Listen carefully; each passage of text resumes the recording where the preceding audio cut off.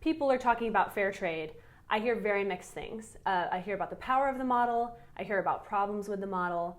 So I want to get into some of that today. But taking it back a little bit, can you take us through the supply chain from, this is fairly traded. So this bar of chocolate you're eating is fairly traded.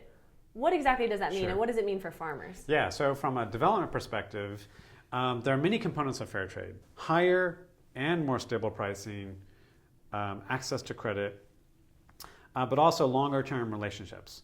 The marketplace is usually a series of one-night stands. The coffee farmer, and there's millions of them, their organizations, large coffee plantations, they're all shipping samples, to London, New York, Paris, to be sampled. And the coffee buyers are sampling, like take this, and they literally have huge tables with hundreds of samples. I've seen that at Starbucks. It's a great job, it seems like. They sample coffee they'll go through hundreds of samples, but it's anonymous and it's impersonal and it's disconnected. Right. And there's a lot of people trying a lot of things, including fair trade, to create a more connected, stable, sustainable coffee economy.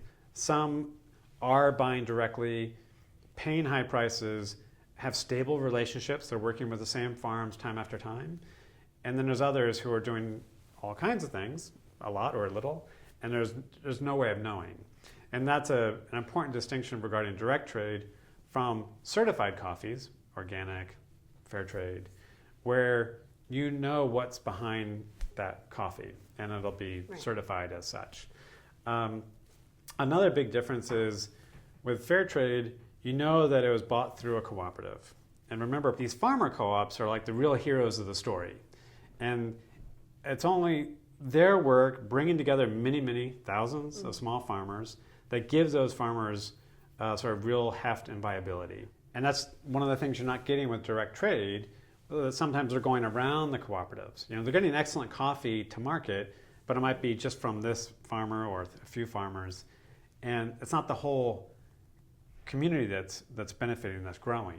And in fact, the local co-op may be a bit undermined because some of the best coffee in the community is going out around the co-op to market. What more is needed in terms of collaboration between Fairtrade America and some of the other fair trade initiatives and the global development community? Can you see room for further collaboration, and how would that be beneficial? Yeah, so we know a lot of the folks who are trying to do the right thing. We know a lot of the organizations, again, from Panama to Thailand, that could use more assistance. Even with the benefits of fair trade, it's not enough. As you and I were saying earlier before the interview, that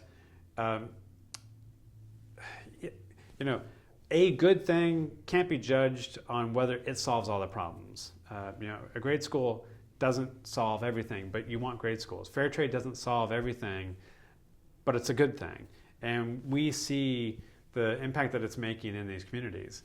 And we're trying to expand that by working on gender issues. We're creating a new climate standard, which basically is a more humane kind of carbon credit that brings the people into the transaction. And so we'd want people to be aware of that approach to dealing with climate change, and to see the fair trade community, the fair trade business partners, and especially the farmer co-ops as not just good, but great allies for so many development efforts.